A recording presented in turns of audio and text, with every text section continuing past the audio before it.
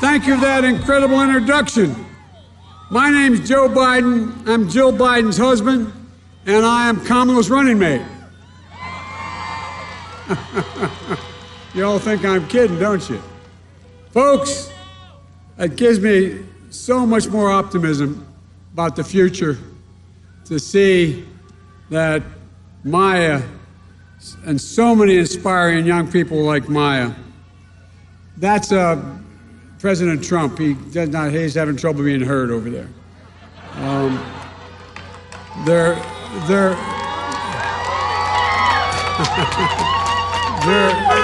a very polite bunch. Look, folks, I think, Maya, you're inspiring. And so many young people like you I've met all across America who are getting so deeply involved, helping create the change that you know is possible. You know, and of course, I know you've had an incredible role model in Marikisha Lance Bottoms. I tell you what, she is something else. First of all, two things you got to know about her when you meet her. Number one, understand she's smarter than you. That's the first thing I had to learn. And the second thing is she's got a backbone like a ramrod, and she has a moral compass that's true north. I really admire her. You've done an incredible job, Mayor. You're a powerhouse of a leader, and you've helped shape and support this campaign from the earliest days. So I want to thank you, Mayor Bottoms, for your vision, your partnership, and your commitment to the campaign and the people of Atlanta. And thank you, Common.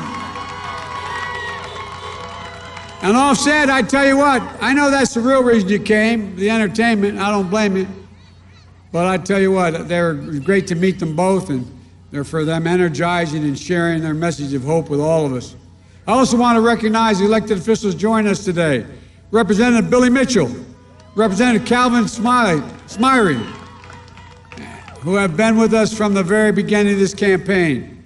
And we got to send back to the United States House of Representatives Lucy and Hank and Stanford. All three of them are first-rate congresspersons. Because if I win, I'm going to need them badly. And by the way, Nakimu, I think it's important that you win as well, along with Carolyn Bordeaux. Folks, I think we're going to surprise the living devil out of everybody this year. I can't tell you how important it is that we flip the United States Senate. There's no state more consequential than Georgia in that fight. You have two competitive races here at stake.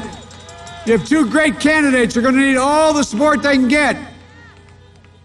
Reverend Warnock and John Ossoff, both great candidates. No, they really are. And by the way, if we had told you all a year ago, or told those guys out in the street a year ago, good to see you, man. Told all those guys out in the street there a year ago how competitive Georgia was going to be, you would have all looked at like one another like you're crazy. But look, it doesn't take long for people to figure out when the game is up. You know, when the Carney show goes through town the first time and people find out there's no pea under any one of the three shells, the next time it comes back, it doesn't get much attention. Well, that's what the Trump administration has done. Let's give the people of Georgia two new senators who'll fight for your interests, not for Donald Trump's interest. And not continue, as Perdue and others have, to make fun of my running mate. I love how these guys try to degrade everything and everybody. It's got to stop, and it's going to stop with us. Folks, it's go time. There's 1 week left. Millions of Americans, over 60 million Americans, have already voted, and millions more by the end of this week. I believe when you use your power, the power to vote will change the course of this country. Right here in Georgia with all of you. These are the final days, so keep that sense of empowerment with you, that sense of optimism, what we can do, what we will do, what we can overcome, what we will overcome. Look, folks, I've been around a while, but I've never been more optimistic about America or the American people than I am right today. But I know it's hard. Over the past few months, there's been so much pain, so much suffering, so much loss in America.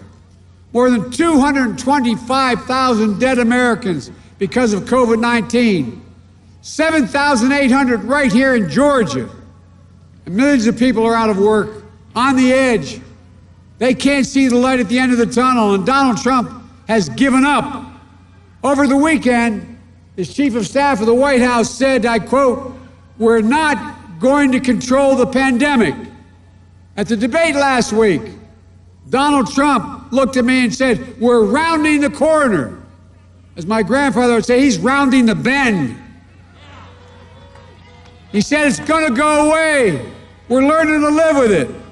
I told him, we're not learning to live with it. You're asking people to learn to die with it, and it's wrong. Donald Trump has waved the white flag, abandoned our families, and surrendered to this virus. But the American people don't give up. They don't give in, and surely they don't cower, and neither will I. I will put in place a plan to deal with this pandemic responsibly, bringing this country together with testing, tracing, and masking. It's estimated that if we wore masks the next few months by his own experts in the CDC and other agencies, if we wore this mask the next few months, we'd save 100,000 lives. 100,000. It's estimated we lost over 135,000 lives so far needlessly because he's done virtually nothing. But still, Donald Trump refuses to listen to science. We shouldn't be politicizing this race for a vaccine. We should be planning for its safe and equitable and free distribution when it comes, and it will. Providing for funding for PPE, masks, gloves, all the things we need to set national standards for our schools and our businesses to open safely because they can. The House of Representatives already voted the money to provide for safe opening these schools. But Trump was either locked in his sand trap on his golf course or in the bunker in the White House. He's not brought anybody together. Think about this, all of you who are old enough. Can you think of any president where there's been a national crisis who didn't bring all the parties together in the White House to try to solve something? He's done nothing. Nothing. Well, I'm going to bring Democrats and Republicans together to deliver the economic relief for families, schools, and businesses. I said before, I'm not going to shut down the economy. I'm going to not going to shut down the country. I'm going to shut down the virus. Look, Donald Trump crashed the economy that Barack and I left him. Like everything else he's left and inherited, he squandered it. We can build back better with an economy that rewards work, not wealth. We can do it without raising taxes on the middle class. I guarantee you, no matter what you hear this president lying about, no one making less than $700,000 a year, or it should be $400,000 a year, will have 1 penny in taxes raised. Not 1 penny, it's a guarantee. But we're going to ask the wealthiest and the biggest corporations. 91 of the top corporate companies in America paid 0 federal income tax. We're going to ask them to begin to pay their fair share. No one will pay at a higher rate than they paid at the beginning of the Bush administration. That's who we'll deliver tax relief for, working families, the middle class, to help them buy their first home, help them pay for their health care premiums, or child care, or caring for an aged loved one. Trump got a Supreme Court justice, and you know why he did it? It's clear to everybody now, to destroy the Affordable Care Act, to take away the health care for 20 million Americans who have it, and over 100,000 who are covered because they have pre-existing conditions for the first time, including 340,000 Georgians. 100 million Americans would lose their protections for pre-existing conditions, including more than 4 million here in the state of Georgia. Complications from COVID-19 are going to become the next pre-existing condition because of heart scarring, lung scarring, allowing insurers to jack up your premiums, deny coverage, and women will once again be able to be charged more for their health care just because they're women. Donald Trump thinks health care is a privilege. I think it's an American right.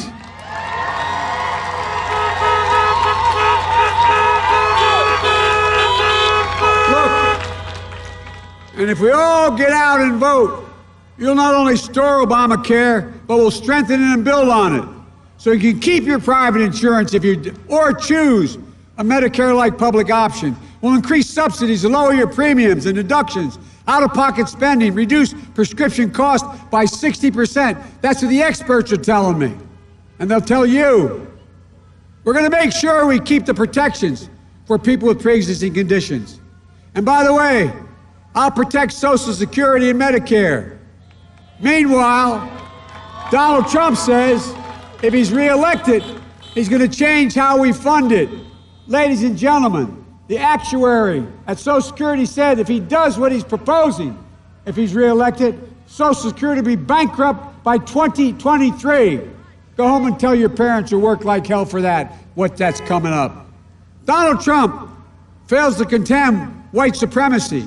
He doesn't believe there's systemic racism as a problem.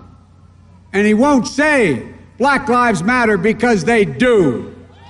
We know they matter.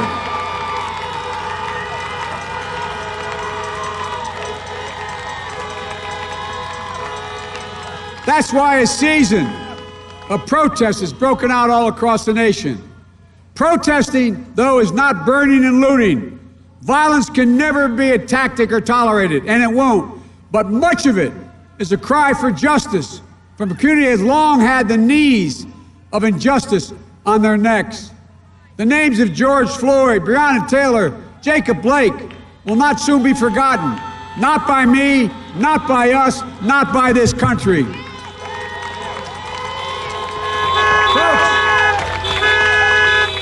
They're going to inspire a new wave of justice in America. But true justice is also about jobs, good-paying jobs, at least, as the mayor got done here, a $15 minimum wage and financial stability.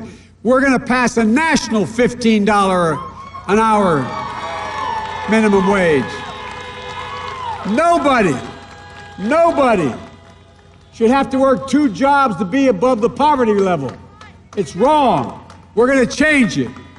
And by the way, when we do it, what all the experts will tell you, even the Wall Street types, we're going to raise the economy, raise the standard of living for everybody. When folks at the bottom do better, everybody does better all the way up the ladder.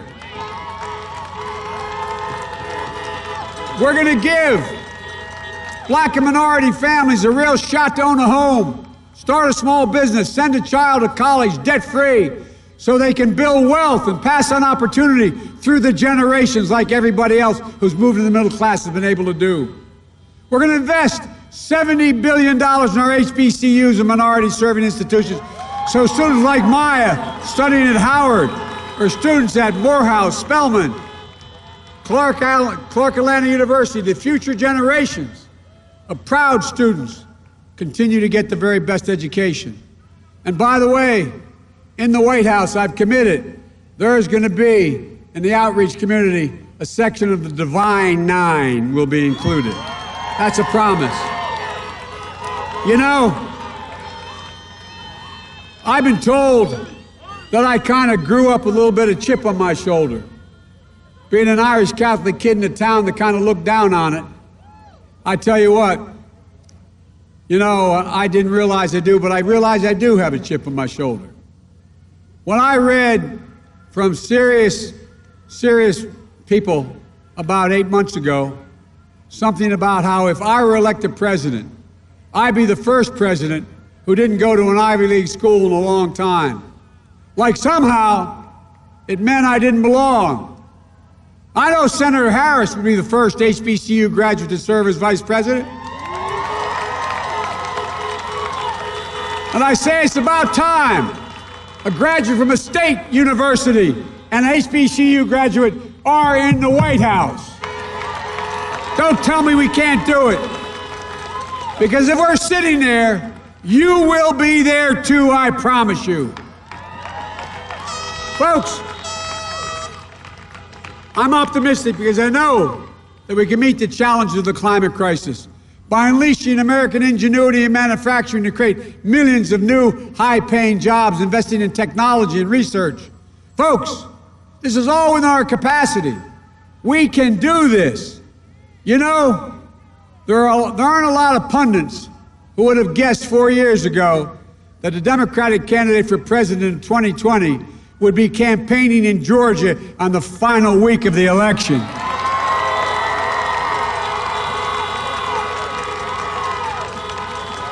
Or that we'd have such competitive Senate races in Georgia.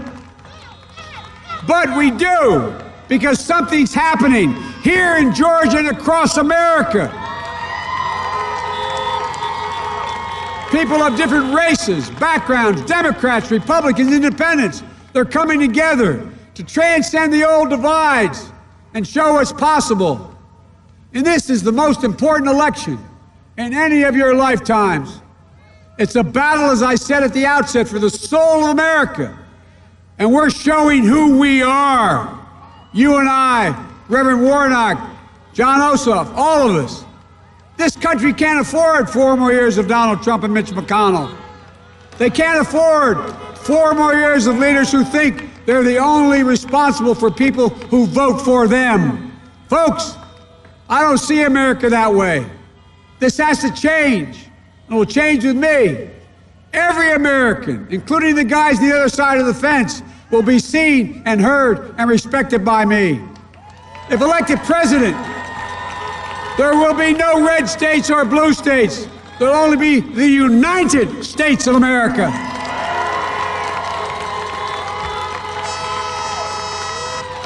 I was reminded of that earlier this month when I went to the sacred grounds at Gettysburg. Abraham Lincoln taught us about the need to unite a nation.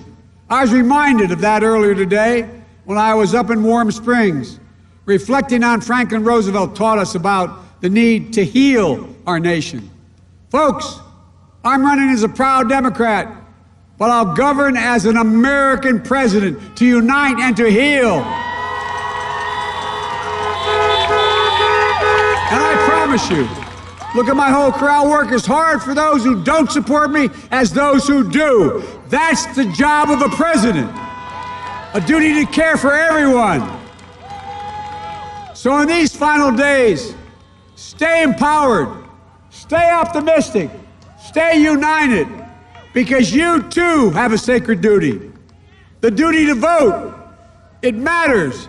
Georgia, it matters. So please vote. Help get out the vote. Early in-person voting in Georgia goes through October 30th. If you're voting by mail, return your ballot as soon as possible. And make sure everyone you know does the same. Don't just take yourself to the polls, bring your brother, your sister, your mom, your dad, your neighbor, your friends. Drop your ballot off at a ballot box. Visit iwillvote.com/GA to find the location in your community. And remember, the final words left to us by your late Congressman, my personal friend, an American hero, John Lewis. He said, quote, "The vote is the most powerful, nonviolent change agent you have in a democratic society." He went on to say, "You must use it. It's not guaranteed. You can lose it. Use it. You have the power to win this election. There's nothing beyond our capacity. There's no limit on America's future. The only thing that can tear America apart is America itself. No other nation can do it. Only America can tear America apart. Everybody knows who Donald Trump is. Let's show them who we are. We choose hope over fear, unity over division, science over fiction, and yes, truth over lies. So folks, it's time to stand up and take back our democracy. And any place we can do it, here in Georgia, we win Georgia, we win everything. God bless you all, and may God protect our troops. Thank you, thank you, thank you. All right.